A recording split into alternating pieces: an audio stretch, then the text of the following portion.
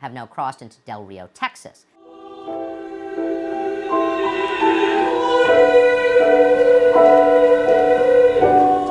What you're looking at right now is the U.S. side of the Rio Grande. That is a mass of several hundred illegal immigrants who have just crossed the Rio Grande, and look at this.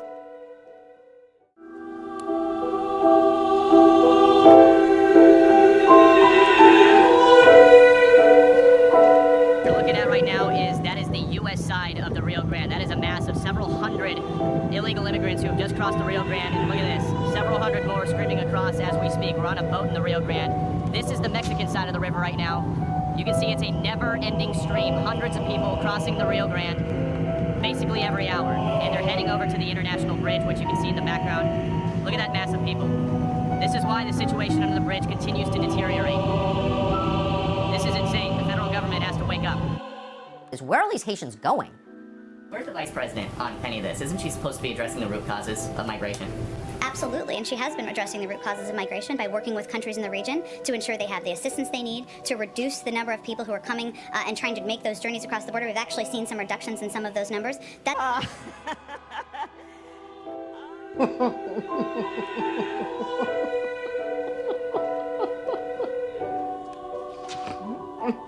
Oh, that's so great. I did, I blew it out. That this is a very challenging situation in Del Rio. We're working to implement our policies, and we're working to ensure we are also addressing root causes. So many questions. What, you think that's funny?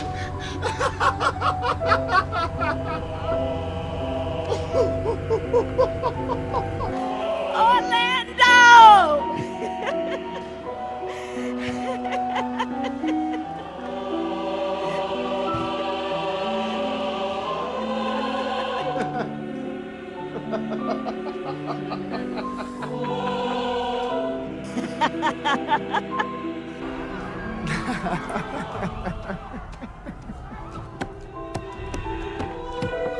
I did, I blew it out.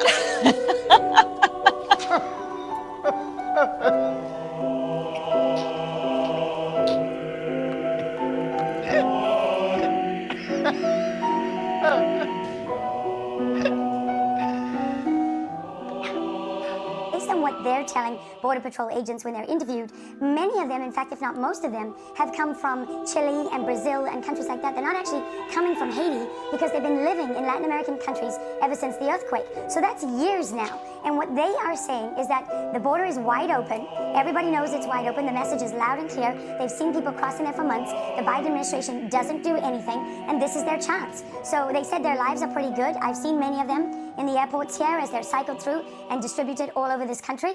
And they're well dressed and, you know, very lovely people from what I can tell.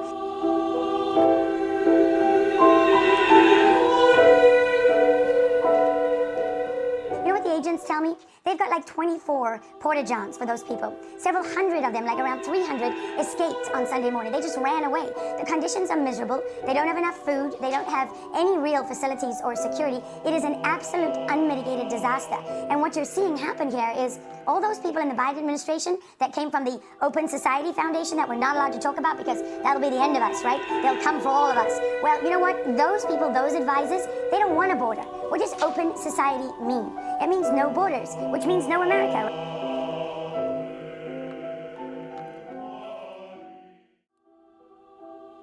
So what you're seeing is part of a much bigger political picture. It's not just about the border. And it's the same strategy as Afghanistan. Ignore, ignore, ignore, pretend it's not there and not happening, is that people keep using words like failure. They say, oh, they failed to act. No, they chose not to act. They chose not to act because they have the outcome that they want.